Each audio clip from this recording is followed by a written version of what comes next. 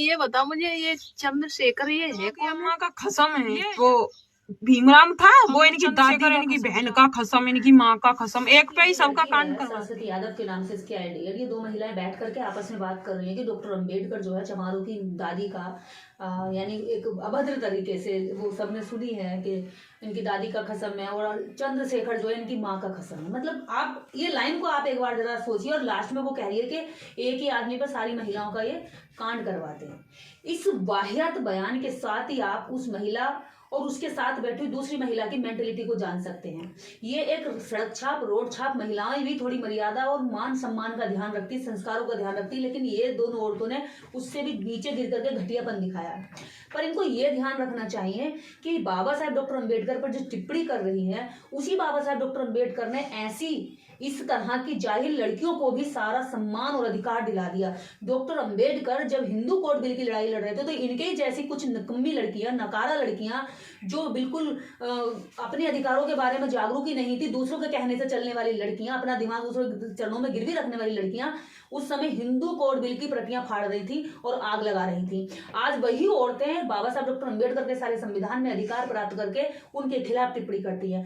सच बात तो यह है कि इस देश के अंदर संविधान के बारे में लोगों को पता नहीं है, जानकारी नहीं है। रामायण के बारे में पता है, सीता गीता के बारे में पता है और सरस्वती के बारे में पता है, लेकिन इनको ये नहीं पता है कि जो आज हमें बोलने का अधिकार मिला, जो इंस्टा पर ये गाल बजा रही है, इंस्टा पर जो बोल रही है और जो अपने हाथ में मोबाइल लेकर चल रही है, जीन्स पहन रही है, आज आजादी से घूम रही है, ये सारे राइट्स डॉक्टर अंबेडकर ने दिए। अगर आप संविधान से पहले इनको लेके जाओ तो इस महिला को फिर चिता पर जलना चाहिए अपने पति की।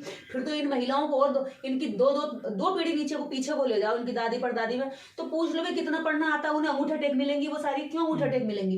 क्योंकि शिक्षित होने का अधिकार नहीं था नारियों को, लेकिन बाबा साहब डॉक्टर अंबेडकर ने शिक्षा के रास्ते खोल दिए। और ऐसी जहालत यहाँ देखने को मिलती है कि जो व्यक्ति इस देश में सब कुछ देकर गया उसी व्यक्ति की अवहेलना होती है, क्योंकि यहाँ इस भारत के अंदर डॉक्टर अंबेडकर को इस देश का राष्ट्र सपूत कहने की बजाय दलितों का नेता कहकर प्रचारित किया गया। उसी का दुष्परिणाम ये है, उसी का रिजल्ट आ रहा कि बाकी जो जातियां हैं उन लोगों के अंदर नफरत इसलिए भर गई कि वो तो चमारों का नेता था और चमार जाति का था। लेकिन इनको ये समझ में नहीं आता कि इस देश के अंदर अगर जागरूकता का भी कोई काम कर रहा तो वो चमार जाति कर रही है। इस देश में दबे हुए महापुरुषों की विचारधारा को कोई निकाल कर ला रहा तो वो भी चमार जाति कर रही है। इस देश में कोई अपराध का दर्द झेल रहा तो वो भी चमार जाति कर रही है। गांव देहातों में गाली खा रहा, लतियाया जा रहा और वो इस जागरूकता का अगर अपने ऊपर किसी का दबाव झेल रहा है या मार झेल रहा है तो वो भी चमार जाति झेल रही है। ये ओबीसी की महिलाएं तब कहाँ सो गई, कहाँ मर गई थी? इसके मुंह में तब कोई दो इंच जबान नहीं निकली इसकी, जब महिला आरक्षण पे बात हुई थी और महिला आरक्षण में ओबीसी महिलाओं के लिए एक भी सीट नहीं दी गई थी। और दुर्भाग्य की बात यह है कि ये सरस्वती नाम की जो लड़की है, इस लड़की को पहले ललित सिंह यादव को ही पढ़ लेना चाहिए।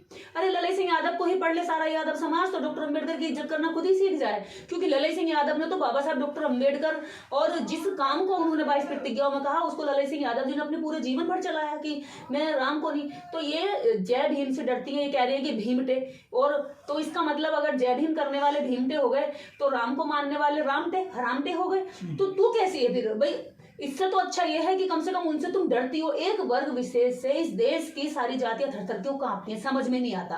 क्या उनके सींग लगे हुए हैं? क्या उनके पास हाथ पैर ज्यादा हैं? क्या उनके पास अधिकार ज्यादा है? बोलने का अधिकार तुम्हारे पास है, बोलने का उनके पास है। वो तो वो जातियां बहिष्कृत जातियां हैं जिनको बस्तियों से दूर रखा गया। ये तो वो जातियां जिनको हजारों साल तक कपड़े लत्ता जूता चप्पल नहीं पहनने दिया गया, सड़कों पर चलने के लिए भी लगाया गया। ये तो वो जातियां जिनको पूरा शरीर ढकने तक के लिए टैक्स लगाया गया, उनकी औरतों के स्तन नहीं ढकने दिए। आज वो इस 70 सालों में अपनी जद्दोजहद मेहनत करके शिक्षा के दम पे जब स्कूल खुले तो सभी के लिए खुले, केवल दलितों के लिए नहीं खुले। लेकिन दलितों के अंदर भी और जातियां हैं, लेकिन चमार जाति ने अपने आप को पहचाना, शिक्षा को जाना और शिक्षा के तरीके से उन्हें आगे बढ़ा, अपनी तरक्की करी। तो उसकी तरक्की से नफरत करते हैं। अगर वो बोले ना, गूंगा रहे, इनका दमन झेले तो सही है। और ये यादव समाज की पूरे समाज की कोई ऐसा नहीं है कि जागरूक लोग नहीं है। आज यादव समाज में बहुत सारे लोग काम कर रहे हैं, जागरूक कर रहे हैं, इन्हीं लोगों को जागरूक कर रहे हैं। यही लोग अपने यादव समाज के ना तो पुराने अपने पुरखों को जानते हैं, ना ही वर्तमान में काम करने वाले लोगों को पढ़ते हैं। आज भी यादव समाज के कई सारे एक्टिविस्ट ऐसे हैं जो रात दिन इसी काम को कर रहे हैं कि इनमें कुछ ज्ञान आ जाए, कुछ जागरूकता आ जाए।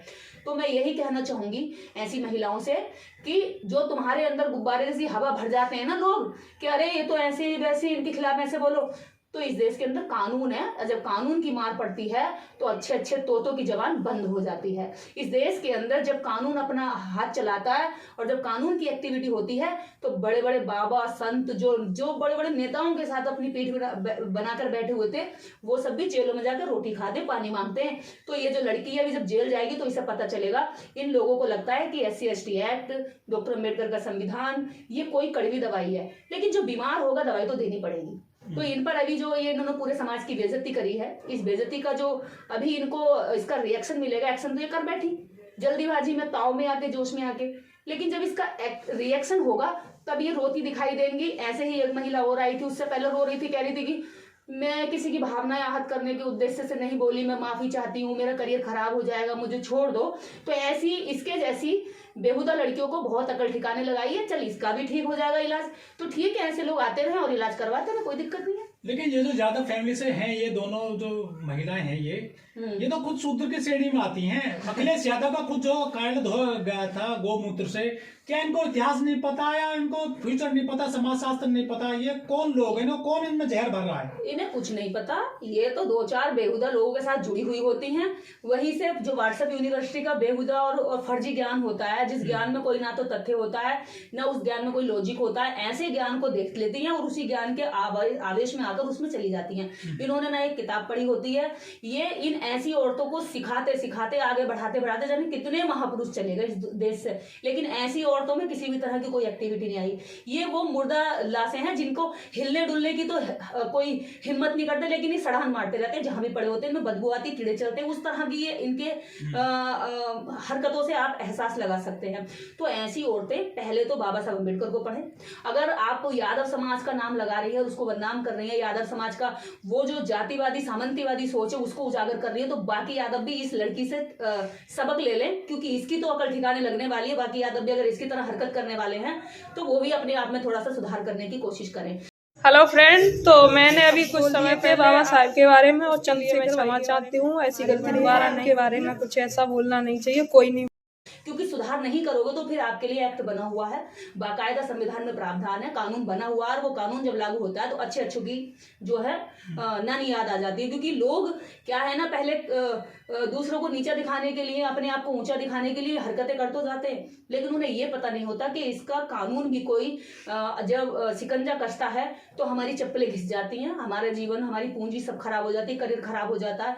क्योंकि आप किसी वर्ग विशेष को इस तरह गालियां देकर, अपमानित करके, अब वो समय नहीं रहा है कि जब आप उनको कह देते चल सर झुका के चल, हमें नमस्कार कर, हम तेरे से काम कराएंगे, बेगारी कराएंगे, तुझे अनाज भी नहीं देंगे, खेत हमारा, खेत जो है तेरा होगा, काम तू करेगा, लेकिन इसके जो अनाज पैदा होगा उसके मालिक हम होंगे। अब वो दलित नहीं रहा है। दलित जब जूते पहनता है तो जूता मारना भी जानता है। तो क्या वाकई में सही बात है, जो अजगर जातियां हैं, अहिर, जाट, गुर्जर, राजपूत, इनकी जो मानसिकता है उसकी पैदाइश है ये लड़कियां?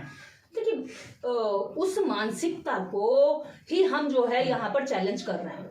व्यक्ति से हमारा नफरत नहीं है, चाहे वो राजपूत हो या मौर्य हो, शाक्य हो, यादव हो, अहीर हो, जाट हो, गुर्जर हो, ये कोई भी जातियां हो, हमारी इन जातियों से नफरत नहीं है। इन जातियों के बीच में जो बैठी हुई है, लेकिन जातिवाद का तो ये करते हैं ना। मैं वही कह रही हूँ, इनके बीच में जो बैठी हुई ये घटिया मानसिकता है, हम इसके विरोधी, हम एक विचारधारा के विरोधी, हम एक सिस्टम के विरोधी हैं।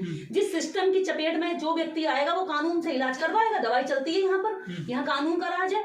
तो अब इन लड़कियों के दिमाग में भी जो चल रही है जो मानसिकता, इस मानसिकता का इलाज होगा। हमारी इन लड़कियों से नफरत थोड़ी, हम तो जानते भी नहीं थे, लेकिन जब तुमने एक्टिविटी की है तो उसका रिएक्शन तो तुम्हें देखना पड़ेगा ना।